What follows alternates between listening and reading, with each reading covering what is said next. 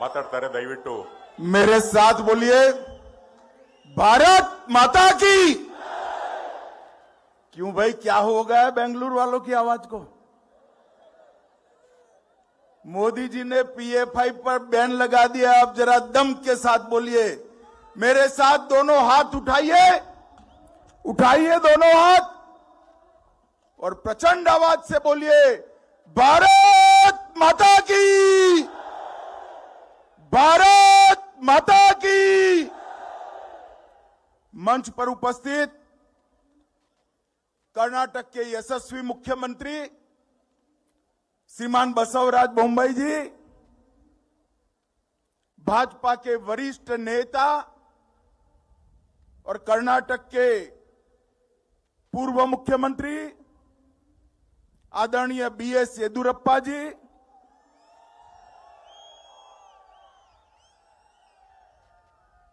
Doctor Nirmalanand Nath ji, Mahaswami आदि चुनचुनगिरी मठ, श्री शिवरात्रि देशिक केंद्र महास्वामी सुत्तूर मठ, श्री विश्व प्रसन्ना तीर्थ स्वामी जी पेंजावर मठ, श्री सिद्धलिंग महास्वामी जी सिद्धगंगा मठ, श्री वचनानंद स्वामी जी, श्री नजामदूत स्वामी जी, श्री मद्रा चेन्नैया स्वामी जी, श्री चंद्रशेखर नाथ स्वामी जी, यहां पर उपस्थित विधानसभा के अध्यक्ष महोदय, आज जो दोनों महापुरुषों का अश्वारूढ़ प्रतिमा यहां पर लगा है, इस कार्यक्रम के अध्यक्ष श्री R अशोक जी और समग्र बेंगलुरु से आए हुए प्यारे भाइयों और बहनों, आप सभी को प्रणाम। आज बेंगलुरु विधानसभा, कर्नाटक विधानसभा के लिए एक ऐतिहासिक दिन। आज कर्नाटक विधानसभा के प्रांगण में दो ऐसी मूर्तियों का अनावरण हुआ है जिन्होंने न केवल कर्नाटक, समग्र जगत के अंदर भारत और कर्नाटक का संदेश पहुंचाने का काम किया है। एक तो जगत ज्योति बसवन्ना का पूरा मूर्ति लगाया गया है और एक नाद प्रभु केम्पेगौड़ा का मूर्ति लगाया गया है। ये दोनों प्रतिमाएं विधानसभा में भविष्य में जो भी विधान सदस्य चुनकर आएंगे, उनको सामाजिक न्याय, जो जगत ज्योति बसवन्ना का मुख्य संदेश था, लोकतंत्र जिसकी स्थापना जगत ज्योति बसवन्ना ने की, और गुड गवर्नेंस और डेवलपमेंट जिसकी शुरुआत नाद प्रभु केम्पेगौड़ा ने की, इसका हमेशा के लिए संदेश ये विधानसभा से जाने वाला है। और मैं अपने आप को सौभाग्यशाली समझता हूं कि विधानसभा अध्यक्ष जी ने और मुख्यमंत्री जी ने ये पुण्य कार्य के लिए मुझे आमंत्रित किया। इसलिए मैं मुख्यमंत्री जी और विधानसभा अध्यक्ष महोदय का भी बहुत बहुत धन्यवाद करना चाहता हूं। मित्रों, जगत ज्योति बसवन्ना का पूरा यहां पर जो मूर्ति लगा है, प्रतिमा लगा है,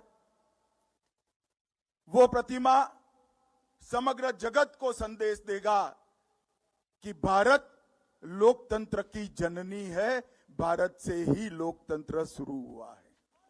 12वीं शताब्दी में अनुभव मंडप के माध्यम से समाज के नीचे से नीचे तबके से लेकर समाज के उच्च से उच्च स्थान पर बैठे हुए लोगों को एक मंच प्रदान कर समाज की सशक्तिकरण के लिए चर्चा करने का साहस उस वक्त, उस जमाने में जगत ज्योति बसवन्ना के अलावे किसी के मन में नहीं था। महिलाओं को भी उन्होंने समान स्थान दिया। अनेक समाज की माताओं ने अनुभव मंडप के अंदर अपने अपने विचार प्रकट किए और उसका सम्मान भी हुआ। बसवण्णा ने हमें दसों की अवधारणा भी सिखाई और कई सारे समाज सुधारों को उन्होंने समग्र जगत के लिए व्याख्यायित किया। आज भी वचन आदर्श जीवन कैसा हो सकता है उसको अगर समझना है तो बसवण्णा के वचनों के आधार पर ही जीना पड़ेगा। आज ये मूर्ति जो लगी है, मैं मुख्यमंत्री जी और अध्यक्ष जी को बताना चाहता हूं कि आपने केवल विधानसभा नहीं, समग्र विश्व में जो लोकतंत्र में श्रद्धा रखते हैं वो सभी लोगों का सम्मान बसवण्णा की मूर्ति को यहां लगाकर किया है। इसका आप दोनों को बहुत बहुत मैं बधाई और साधुवाद देना चाहता हूं।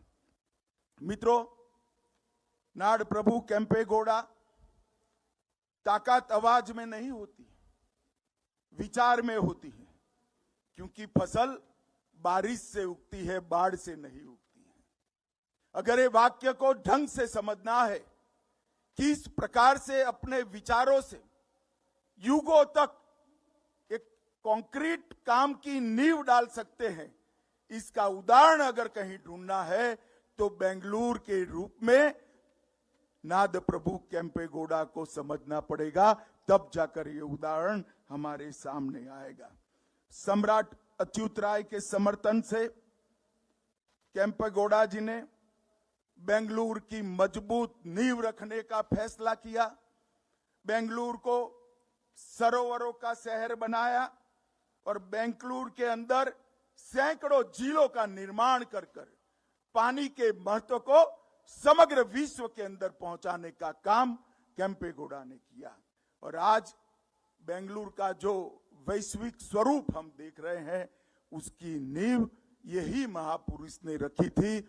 आज कर्नाटक विधानसभा के सामने एक और जगत ज्योति बसवण्णा और एक और नाद प्रभु केम्पेगौड़ा की मूर्ति हमेशा ये विधानसभा में चेतना का निनाद जगाए रखेगी, इसकी मुझे पूरी श्रद्धा है। मित्रों, आज नम्मा बेंगलुरु हब्बा समारोह का समारोह भी हो रहा है। नम्मा बेंगलुरु हब्बा 2023 ये बेंगलुरु के अंदर कई कलाकारों को, लेखकों को, शेफ को, संगीतकार को, संस्कृति के पुजारियों को और अनेक लेखकों के लिए एक बहुत बड़ा सांस्कृतिक मंच बना है। और ये जो शुरुआत हुई है, मैं तो आज कहना चाहूंगा इसको सालों सालों तक हर राज्य ने अपने यहां चालू रखना चाहिए। माताओं, भाइयों, बहनों, जब मैं यहां आया हूं तब मैं इतना ही कहना चाहता हूं कि पहले श्रीमान येदुरप्पा जी और बाद में हमारे लोकप्रिय मुख्यमंत्री बसवराज जी के नेतृत्व में मोदी जी ने एक टीम इंडिया के भाव से कर्नाटक के विकास में ये 4 साल में पीछे मुड़कर कुछ नहीं देखा। एफडीआई में आज कर्नाटक समग्र भारत में सबसे पहले स्थान है। सरकार 2.72 लाख का कंक्रीट निवेश जुटा पाई है। कर्नाटक को वर्ष 2022 में डीपीआईआईटी द्वारा ईज ऑफ डूइंग बिजनेस मतलब एडमिनिस्ट्रेशन के अंदर सरलता के लिए समग्र देश में पहला नंबर मिला है। बेंगलुरु में 1 अरब डॉलर से अधिक संपत्ति के 39 स्टार्टअप है। भारत के स्पेस सेक्टर में कर्नाटक की हिस्सेदारी 25% है। आज इनोवेशन इंडेक्स में भी कर्नाटक नंबर 1 है। डिफेंस एयरक्राफ्ट देश में जो बनते हैं 100 एयरक्राफ्ट में से 75 कर्नाटक में बनते हैं। और अभी अभी प्रधानमंत्री जी ने HAL के हेलीकॉप्टर के कारखाने की नींव भी डालने का काम किया है। मित्रों, ये डबल इंजन सरकार ने ये 4 साल के अंदर कर्नाटक को बहुत आगे ले गया है। पहले येदुरप्पा जी को जो कालखंड मिला, उसमें जिस प्रकार से कोरोना का प्रबंधन हुआ, मैं येदुरप्पा जी को बहुत बहुत बधाई देना चाहता हूं। उस वक्त मैं अनेक वीडियो कॉन्फ्रेंस कर राज्यों के मुख्यमंत्रियों से बात करता था। बेंगलुरु जैसे शहर को कोरोना से बचाना न केवल कर्नाटक, पूरे हिंदुस्तान के लिए चिंता का विषय था। मगर येदुरप्पा जी ने जिस कुशलता के साथ कोरोना का प्रबंधन किया, वो काबिले तारीफ है। मैं येदुरप्पा जी को ढेर सारी बधाई देना चाहता हूं। बसवराज जी के आने के बाद येदुरप्पा जी के शुरू किए रास्ते पर ही गुड गवर्नेंस को उन्होंने आगे बढ़ाया। और आगे जो मैंने सारे अचीवमेंट पढ़े, ये दोनों महानुभावों के समय में ही मोदी जी के नेतृत्व में कर्नाटक ने अचीव किए हैं। मित्रों, आने वाले दिनों में मैं कर्नाटक की जनता को इतना ही कहना चाहता हूं। गत चुनाव में आपने 104 सीटें दे दी, मगर थोड़ा आशीर्वाद कम दिया। इसके कारण 1.25 साल बिगड़ गया। मेरा आप सभी से आग्रह है कि इस बार कोई कमी मत छोड़ना। एक बार पूर्ण बहुमत की भारतीय जनता पार्टी की सरकार बनाकर मैं आपको विश्वास दिलाता हूं, मोदी जी के नेतृत्व में ये डबल इंजन सरकार कर्नाटक को न केवल देश, दुनिया के सभी राज्यों के अंदर बहुत आगे पहुंचाने का फैसला करेगी और पहुंचा कर रहेगी।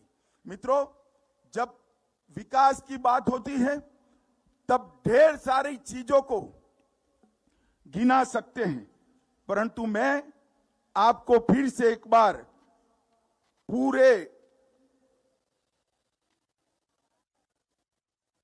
विकास के रास्ते के साथ साथ मैं आपको अभी एक फैसला जो कर्नाटक सरकार ने दिया है, इसके लिए भी क्या बात करना चाहता हूं। मित्रों, इस देश के संविधान निर्माताओं ने आरक्षण को, रिजर्वेशन को धर्म के आधार पर कभी नहीं किया, मगर कांग्रेस और उनकी साथ ही सरकारों ने वोट बैंक की लालच में रिजर्वेशन को धर्म के आधार पर करना चालू किया। और कर्नाटक के अंदर 4% रिजर्वेशन धर्म के आधार पर माइनॉरिटी को किया था। बसवराज जी को लाख लाख बधाई है कि वो 4% रिजर्वेशन को उन्होंने समाप्त कर दिया, और समाप्त कर वो 4% रिजर्वेशन को वोकलिगा और लिंगायत की कैटेगरी में डालकर उन्होंने बहुत समय के बाद रिजर्वेशन की पॉलिसी को संविधान के अनुकूल बनाने का काम किया है।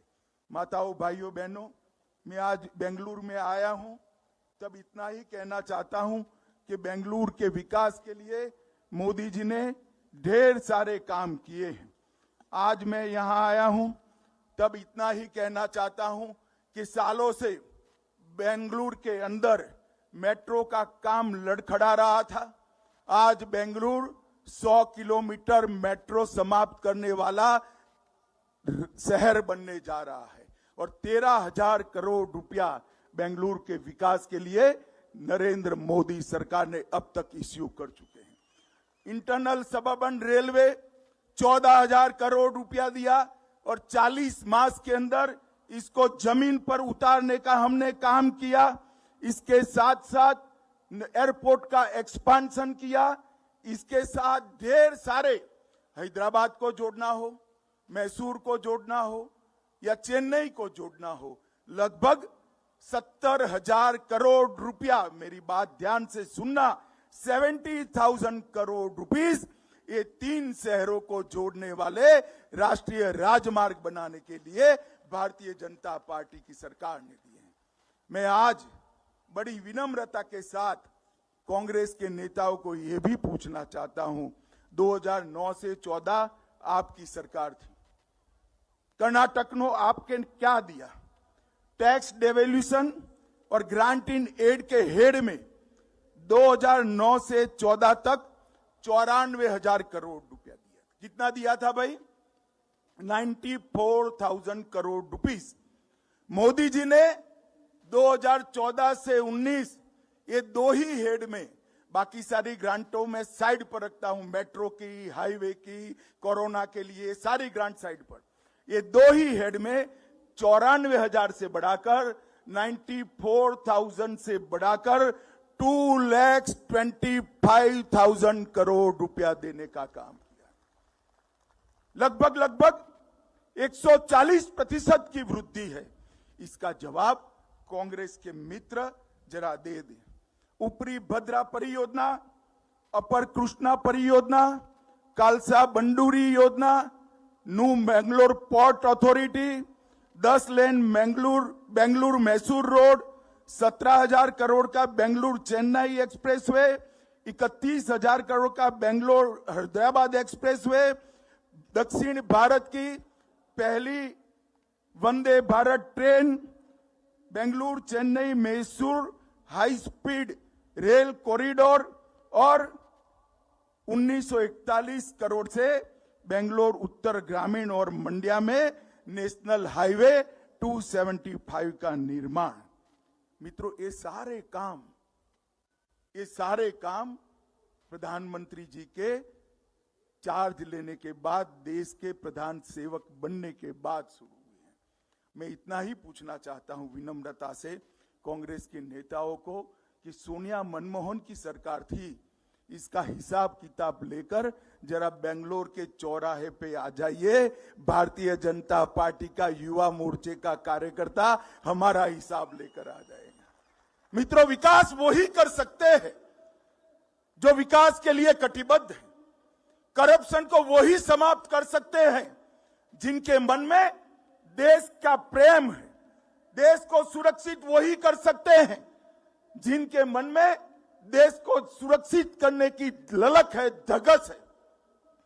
पूरे देश के अंदर, चाहे कश्मीर हो, चाहे वामपंथी उग्रवादी क्षेत्र हो, चाहे नॉर्थ ईस्ट हो, चाहे कश्मीर पाकिस्तान से आने वाले हमले हो, सबको नरेंद्र मोदी जी ने दृढ़ इच्छा शक्ति के साथ समाप्त कर आंतरिक और बाह्य सुरक्षाओं को सुरक्षित करा है।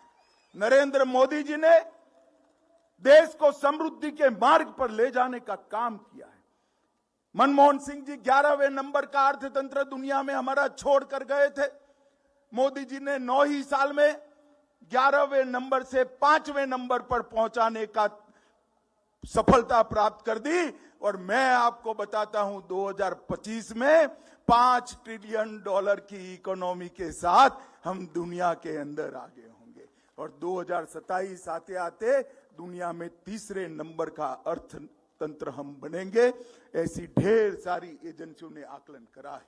ये विकास का रास्ता अगर प्रशस्त करना है, आगे बढ़ाना है, तो भारतीय जनता पार्टी को कर्नाटक के जनता के आशीर्वाद चाहिए, बेंगलुरु की जनता के आशीर्वाद चाहिए। मैं आज बेंगलुरु की जनता को कहकर जाता हूं, आपको विनंती करने में आया हूं, बेंगलुरु में एक भी सीट ऐसी न हो जहां कमल न खिला हो। ऐसे परिणाम आप लाकर मोदी जी को दीजिए। बेंगलुरु को हम वैश्विक सिटी बनाएंगे। कर्नाटक को आगे बढ़ाने के लिए झगड़ा करने वाली पार्टियां नहीं चाहिए। कौन मुख्यमंत्री बनेगा यही कहकर एक दूसरे के कुर्ते खींचने वाले लोग नहीं चाहिए। एक डिसिप्लिन देशभक्तों की टोली भारतीय जनता पार्टी जो मोदी जी के नेतृत्व में काम करती है, उसको आप आशीर्वाद दीजिए। इतनी ही मैं विनंती करने के लिए आपको यहां आया हूं। आज ये दोनों महानुभावों का जो अश्वारूढ़ प्रतिमा यहां लगा है, ये युगों तक कर्नाटक की असेंबली को, दोनों महापुरुषों के संदेश को याद दिलाता रहेगा और इसी रास्ते पर ये असेंबली हमेशा चलेगी, ये विधानसभा हमेशा चलेगी, इसका मुझे विश्वास है। आप सभी का बहुत बहुत धन्यवाद। नीचे और मंच पर बैठे हुए सभी संतों के श्री चरणों में प्रणाम कर मेरी बात को समाप्त करता हूं। वंदे मातरम, भारत माता की जय। ಅಮಿತ್ ಶಾ ಜಿ ಅವರಿಗೆ ಅನಂತ ವಂದನೆಗಳು। ಈಗ ಶ್ರೀ ನಿರ್ಮಲಾನಂದನಾಥ ಮಹಾಸ್ವಾಮೀಜಿಗಳು, ಜಗದ್ಗುರು ಶ್ರೀ ಶ್ರೀ ಶ್ರೀ ಡಾಕ್ಟರ್ ನಿರ್ಮಲಾನಂದನಾಥ ಮಹಾಸ್ವಾಮೀಜಿಗಳು ಶ್ರೀ ಅಮಿತ್ ಶಾ ಜಿ ಅವರಿಗೆ ಗೌರವವನ್ನು ಸೂಚಿಸಲಿದ್ದಾರೆ, ಸನ್ಮಾನವನ್ನು ಮಾಡಲಿದ್ದಾರೆ. ಬಂಧುಗಳೇ, ಶ್ರೀ BS ಯಡಿಯೂರಪ್ಪ ಹಾಗೂ ಶ್ರೀ ಬಸವರಾಜ ಬೊಮ್ಮಾಯಿ ಅವರ ಕಾರ್ಯವೈಖರಿಯನ್ನ ಶ್ರೀ ಅಮಿತ್ ಶಾ ಜಿ ಅವರು ಮುಕ್ತ ಕಂಠದಿಂದ ಶ್ಲಾಘಿಸಿದ್ದಾರೆ. ಅಮಿತ್ ಶಾ ಜಿ ಅವರಿಗೆ ಎಲ್ಲರ ಪರವಾಗಿ ಧನ್ಯವಾದಗಳು. ಬಹುತ್ ಧನ್ಯವಾದ ಸರ್. ಶಿವರಾತ್ರಿ ದೇಶಿಕೇಂದ್ರ ಮಹಾಸ್ವಾಮೀಜಿಗಳು ಸಹ ಇಲ್ಲಿ ಪ್ರಕ್ರಿಯೆಯಲ್ಲಿ ಆಶೀರ್ವಾದವನ್ನು ನೀಡಿದ್ದಾರೆ.